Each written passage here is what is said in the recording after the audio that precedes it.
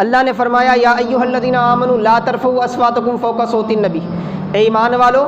اپنی آوازوں کو نبی کی آواز پر بلند نہ کرو ورنہ کیا ہوگا، تمہارے اعمال نیکیاں ختم ہو جائیں گے، تمہیں اس کا شعور بھی نہیں ہوگا۔ آج بھی جالی مبارک کے سامنے وہ آیتیں لکھی گئی ہیں سنہری حرفوں میں، یہی آیت جب بھی آپ روضہ رسول کی بارگاہ میں حاضر ہوتے ہیں، اللہ کے وسلم کے چہرے مبارک کے سامنے آپ جاتے ہیں اور آپ کو سلام پیش کرنا ہوتا ہے تو سب سے پہلے آپ کی نظر جو پڑتی ہے اسی آیت پر پڑتی ہے۔ یعنی جالیاں بنانے والوں نے بھی ہمیں احساس دلا دیا ہے کہ تم اس مقام پر حاضر ہوئے ہو، یہاں آوازوں کو بلند کرنا بھی بے ادبی ہے، تو اب صحابہ کرام تو بے انتہا ادب کرتے تھے، بے انتہا۔ دو باتیں میں آپ کے سامنے عرض کروں، ایک حضرت عمر بن خطاب رضی اللہ تعالیٰ عنہ کی روایت صحیح سند کے ساتھ کتب احادیث میں موجود ہے۔ صحابی فرماتے ہیں، غالباً حضرت صائب کی روایت ہے، وہ فرماتے ہیں میں مسجد نبوی میں تھا، کسی نے مجھے پیچھے سے کنکر مارا تو میں پلٹ کر دیکھا تو حضرت عمر بن خطاب تھے، انہوں نے اشارے سے مجھے بلا کر میں جب باہر آیا تو انہوں نے فرمایا وہ دو شخص آپس میں جہاں وہاں بیٹھ کر گفتگو کر رہے ہیں، آواز سے باتیں کر رہے ہیں، ان کو جا کر بلا کے لاؤ۔ تو وہ جا کر ان کو بلا کے لانے کے بعد آپ نے ان سے پوچھا، آپ نے ان سے کہا تم آواز سے باتیں کر رہے ہو، تمہیں معلوم نہیں ہے یہ اللہ کے رسول کی مسجد ہے؟ ایسے تو ہر مسجد میں بات کرنا منع ہے، مگر مسجد نبوی میں خصوصیت یہ ہے کہ وہاں صرف اللہ کی نسبت نہیں ہے، رسول اللہ بھی موجود ہے، اسی لیے اس مسجد کو مسجد النبی کہا جاتا ہے۔ تو حضرت عمر نے کیا فرمایا، تمہیں معلوم نہیں ہے یہ رسول اللہ کی مسجد ہے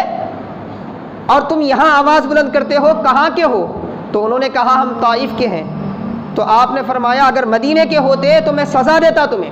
کیونکہ اہل مدینہ جانتے ہیں کہ مسجد رسول کا ادب کیا ہوتا ہے، کیونکہ اللہ کے رسول کا ادب زندگی میں جیسے کیا جاتا ہے آپ کے وصال کے بعد بھی ویسا کرنا ضروری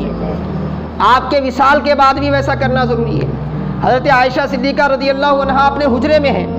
وفاء الوفا میں علامہ سمہودی رحمۃ اللہ علیہ ذکر فرماتے ہیں کہ اپنے حجرے میں ہے، اچانک پرانا جو مدینہ جو ہے آقا علیہ السلام کے زمانے اور اس کے بعد کے ادوار کا جو سارا مدینہ ہے وہ کتنا تھا، وہ سارا مدینہ آج کی مسجد نبوی ہے۔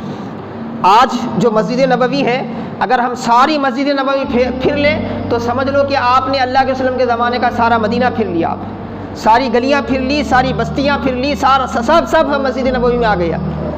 اللہ کے وسلم کے زمانے کا جو شہر مدینہ تھا وہ سارا کا سارا اب کہاں ہے، مسجد نبوی میں ہے۔ اب جتنی مسجد نبوی ہے وہ سارا کا سارا پرانا شہر ہے آقا علیہ السلام کے زمانے کا۔ تو مسجد نبوی سے بالکل متصل اللہ کے وسلم کا حجرہ مبارک تھا جس میں آپ آرام کر رہے ہیں، حضرت عائشہ صدیقہ کا۔ حضرت عائشہ صدیقہ کے حجرے کے ایک حصے میں اللہ کے وسلم کو دفن کیا گیا اور دوسرے حجرے میں آپ رہتی تھیں، حضرت عائشہ صدیقہ رضی اللہ تعالیٰ۔ اس وقت مدینے میں کسی کے گھر میں دیوار پر کھوٹی مارنے کی ضرورت پڑی تو اس نے کھوٹی مارنا شروع کیا، اور ظاہر سی بات ہے کوئی چیز آپ دیوار میں پیوست کرنا چاہیں اور اسے قوت سے ماریں تو آواز پیدا ہوتی ہے، وہ آواز ان کے گھر سے روضہ رسول تک پہنچ رہی تھی۔ تو حضرت عائشہ صدیقہ نے اپنے خادم کو بلا کر فرمایا جاؤ کون کس کے گھر میں کیا ہے،